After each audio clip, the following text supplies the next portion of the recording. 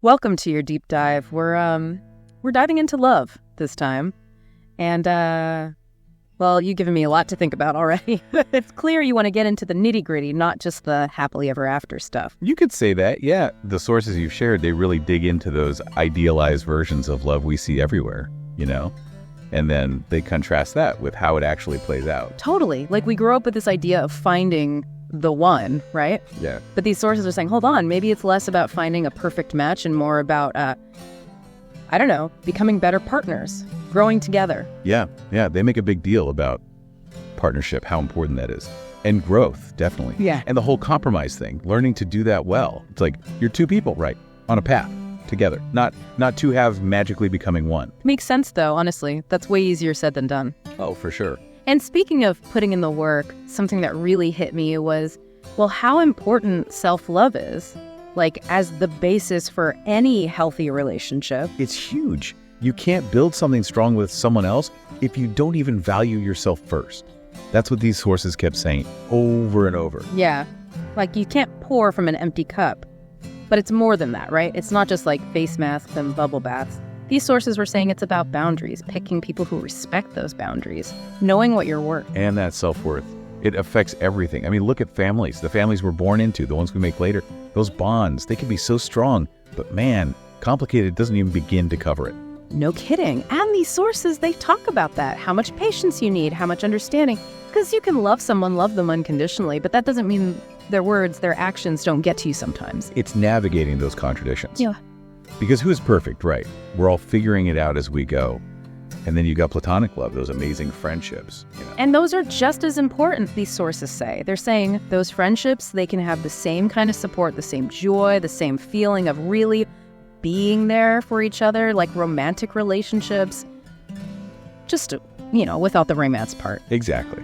Different kind of closeness, but just as real, just as important. And that gets to something, well, we tend to think love, we think romance, right?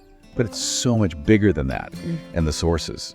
It really is. So then how do we get more of that in our lives, whatever form it takes? Because thankfully, these sources don't just talk about the problem, they give some advice too, right? So we've talked about all these different ways to think about love, which is great, but how do we actually, make it happen? And these sources, they actually get into that a little, which I thought was really helpful. Yeah, they do. They talk about taking action, like it's not always about some big gesture, some grand thing. It's the little things we do day to day. The little things. Like gratitude. Sure. Being grateful for the people in our lives. Yeah. Moses made a big deal about that, saying thank you, really appreciating what we have. Yeah, instead of always focusing on what's missing. Exactly.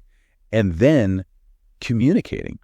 Really communicating. Not just saying what we need, but listening to what the other person needs and trying to understand it, even if it's hard. That's the tough part, isn't it? Communication. Easier said than done sometimes. It takes practice, for sure. But it's so worth it if you can make it work. And then, well, this one's kind of obvious, but spending time, quality time.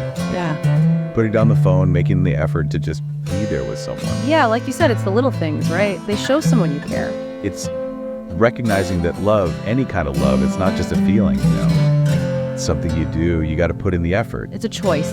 Yeah. And those cheesy movies, those grand gestures, that's all well and good.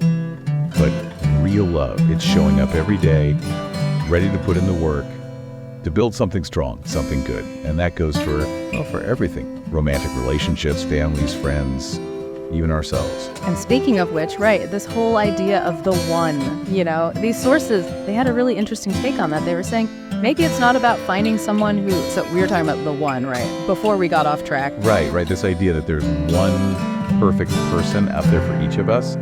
These sources, they weren't so sure about that. Yeah, they seem to be saying it's not about finding someone who checks every single box on our, on our list. It's more about, I think, well, they said it's about recognizing that everybody, ourselves included, we all deserve love, respect, even with all the flaws, all the things we're still working on. So it's not about them completing us. It's more like accepting that nobody's perfect. Exactly. And maybe those imperfections, those are the things that actually make us interesting, make the connections real.